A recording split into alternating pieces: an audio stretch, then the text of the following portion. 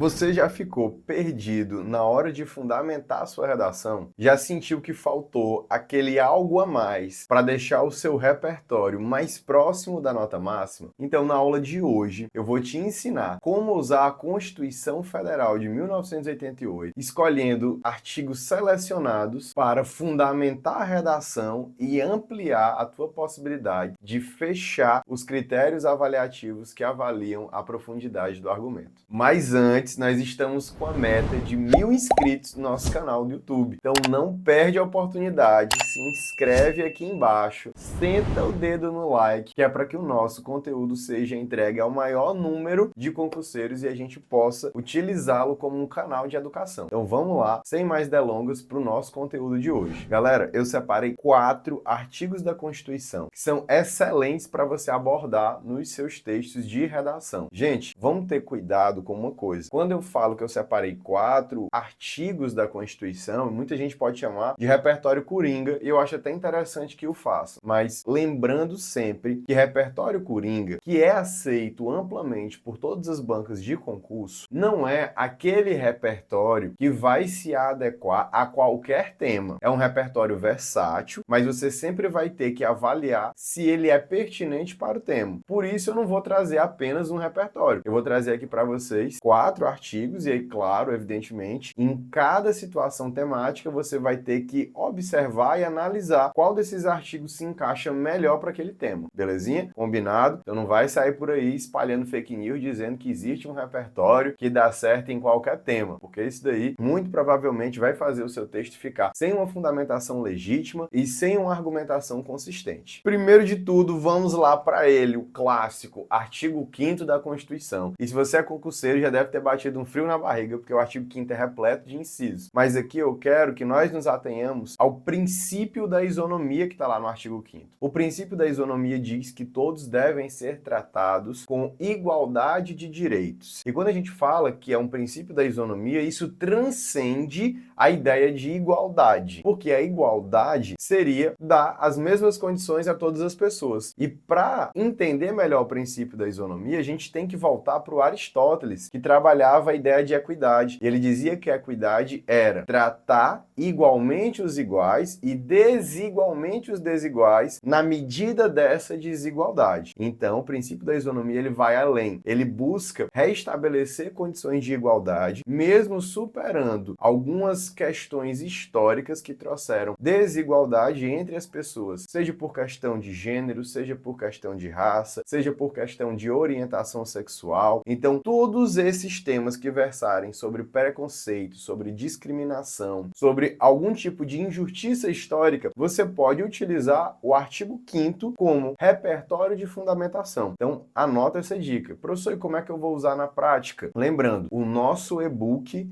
a nossa apostila completa sobre como usar a Constituição na redação já está disponível no link aqui embaixo e você pode adquiri-la para usar e entender os exemplos de como abordar na prática esses repertórios no seu texto. Mas trazendo aqui como um apanhado geral, você tem o princípio da isonomia no artigo 5º e aí você coloca, de acordo com a Constituição Federal de 1988, vírgula, em seu artigo 5º, vírgula, é garantido o princípio da isonomia, segundo o qual todos devem ser tratados com isonomia de acesso aos direitos. Pronto. Aí você já tem um repertório e a partir de então, se você tiver na introdução, esse repertório vai servir como contextualização, aí a partir de então você passa para o tema, que é a problematização temática, e se você tiver no parágrafo de desenvolvimento, você vai colocar esse repertório depois do tópico frasal e logo em seguida você vai associar o repertório ao tema e trazer causas, exemplos, explicações, consequências, para que seu argumento fique completo, beleza? Então, o artigo 5º ele vai servir para esse perfil temático. Tema que fala sobre preconceito, discriminação, intolerância religiosa, intolerância de gênero. Esse conjunto de temas aí que compõem um eixo temático pode ser iniciado ou desenvolvido tendo como base o repertório do artigo 5º. Vamos agora para o artigo 6º. O artigo 6º ele já está em outro patamar, em outro rol de direitos. Ele é entendido, inclusive, como um marco histórico do nosso constitucionalismo, como os direitos sociais, ok? Os direitos sociais, eles têm a nascente na Constituição Mexicana de 1917, que é inclusive diferente daquilo que muita gente diz, que a nascente, o nascedouro dos direitos sociais foi a Constituição alemã da República de Weimar, a de 1919. Na verdade, na realidade, ela sucedeu à Constituição Mexicana, que foi a de 1917, portanto, como foi lançada 2 anos antes, ela sim é o marco inaugural dos direitos sociais, e depois na Europa teve como seu marco inaugural a Alemanha. Essa Constituição de 1919, bem como a de 1917, trouxe os direitos sociais, que são os direitos de segunda geração, aqueles direitos coletivos que são garantidos à população. E aí nós temos direito à educação, saúde, lazer, moradia, e há um conjunto, até de certa forma, extenso de direitos, o que traz para o candidato, muitas vezes, uma dificuldade de decorar. E aí eu vou colocar aqui o nosso método mnemônico para decorar todos esses direitos do artigo 6º da Constituição, que quem assistiu às minhas aulas já sabe, é o lesma patti. Lembrando, no lesma você vai dobrar o S e no patti, de patricinha, você vai colocar PPATT. Então você só precisa decorar isso. Dá risada aí do outro lado, mas você aprende. Lesma patricinha. É a lesma patti. Professor, e por que eu vou decorar a lesma patti? Porque aí você tem a inicial de todos os direitos sociais que estão lá, incluídos no caput do artigo 6º. Veja, lesma, dobrando S, direito ao lazer, direito à educação, direito à saúde, direito à segurança, direito à moradia e direito à alimentação. Professor, e esse PAT? Previdência Social, proteção à maternidade e à infância, assistência aos desamparados, transporte e trabalho. Então, em qualquer tema que houver uma violação direta ou indireta a qualquer um desses direitos que eu mencionei, você pode utilizar o artigo 6º como repertório para fundamentar um argumento ou para contextualizar a introdução. Dessa forma, o artigo 6º se torna um potencial repertório coringa, que você vai conseguir associá-lo a uma diversidade muito ampla de temas. É um artigo só, repertório da Constituição Federal, que você consegue encaixar na maior parte dos textos de concurso. Então anota, fique com essa dica. Não custa nada lembrar que o nosso material, a nossa apostila está disponível e é um preço extremamente acessível.